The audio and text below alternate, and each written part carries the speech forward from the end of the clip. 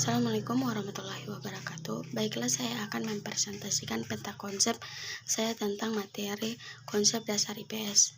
Konsep dasar IPS ini memiliki 7 materi. Yang pertama yaitu konsep-konsep dasar dasar ilmu sosial.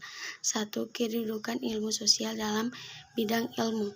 Dalam perkembangannya, ilmu pengetahuan dapat ditelusuri dari zaman Yunani kuno, di mana pada zaman tersebut semua pengetahuan belum terbagi-bagi atau terminimalisasi dalam satu kesatuannya. 2. Pengertian fakta, yaitu fakta didefinisikan sebagai segala sesuatu baik dalam bentuk informasi atau data yang ada terjadi dalam kehidupan yang dapat dipahami, dihayati, dan dikumpulkan, di mana kebenarannya dapat dipertanggungjawabkan. Konsep secara sederhana, konsep dapat diartikan sebagai suatu penamaan untuk suatu yang membantu seseorang mengenal, mengerti, dan memahami sesuatu tersebut. Ketiga, generasi. Definisi generasi secara singkat dapat dikatakan sebagai gabungan sebuah atau jumlah konsep yang memiliki suatu keterkaitan makna. Materi kedua yaitu konsep-konsep dasar cabang ilmu sosial. A. Konsep dasar sejarah. Sejarah adalah studi tentang kehidupan manusia di masa lalu. Para sejarawan terkait dengan semua aspek kegiatan manusia di masa lampau, baik dalam bidang politik, ekonomi, hukum, militer, sosial, keagamaan, kreativitas, seperti yang berkaitan dengan seni, musik, arsitektur, Islam, literatur, keilmuan, dan intelektual. B. Konsep dasar geografi adalah pengetahuan yang menuliskan, melukiskan, dan menceritakan tentang kehidupan yang ada di bumi. Materi ketiga yaitu konsep dasar cabang ilmu sosial. A. Konsep dasar ekonomi dan koperasi. Ekonomi merupakan suatu studi ilmiah mengenai bagaimana cara manusia memenuhi kebutuhan materi, sedangkan koperasi adalah kegiatan ekonomi bersama dari para anggotanya memersalkan kekeluargaan, kerakyatan demi keuntungan bersama dan tidak mengutamakan keuntungan ekonomi keluarga semata-mata, melainkan juga memperhatikan keuntungan sosial. B. Konsep dasar politik dan pemerintah. Ilmu politik sebagai salah satu bidang ilmu sosial, ruang lingkup kajiannya adalah menyelenggarakan kehidupan negara, pelaksanaan pemerintah, peta atau mampu menjadi warga negara yang baik, wajib mempelajari konsep-konsep dasar ilmu politik. Pemerintah sebagai aparat penyelenggaraan kehidupan negara menyangkut perangkat-perangkat kekuasaan, kepemimpinan, perundang-undangan, dan kelembagaan.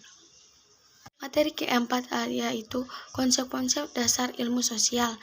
Yang pertama, konsep dasar antropologi, yaitu kebudayaan merupakan konsep yang paling esensial dari antropologi. Kebudayaan menurut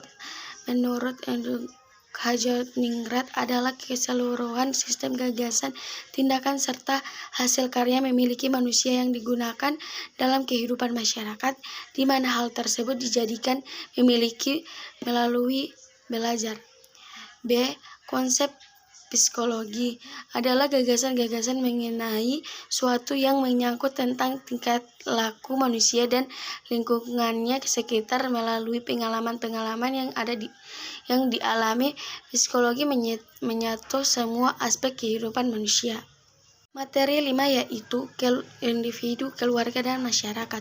Individu adalah suatu sebutan yang dapat dipakai untuk menyatakan suatu kesatuan yang kecil dan terbatas. Keluarga adalah sekelompok primer yang paling penting di dalam masyarakat. Sedangkan masyarakat adalah, dalam bahasa Inggris masyarakat disebut juga security, asal katanya socios yang berarti kawan. Adapun kata masyarakat berasal dari bahasa Arab yaitu shir Syirk artinya bergaul. Adanya saling bergaul ini tentu karena ada bentuk-bentuk aturan hidup yang bukan disebabkan oleh manusia. Materi 6 yaitu keterampilan dasar dalam ilmu sosial. Pertama, keterampilan bertanya. Bertanya merupakan suatu unsur yang selalu ada dalam suatu proses komunikasi, termasuk dalam komunikasi pembelajaran. B. Keterampilan memperoleh, menganalisis, menyajikan, dan memanfaatkan informasi. Dalam kegiatan penelitian sosial, seorang peneliti sebelum menarik kesimpulan atas data atau informasi yang diperoleh, langkah yang tidak kalah pentingnya adalah menganalisis atau menafsirkan data-data yang telah terkumpul. C. Keterampilan menyusun dan menguji generalisasi. Ada beberapa karakteristik yang perlu dipahami sebelum menguji generalisasi, yaitu generalisasi harus merupakan kalimat yang lengkap.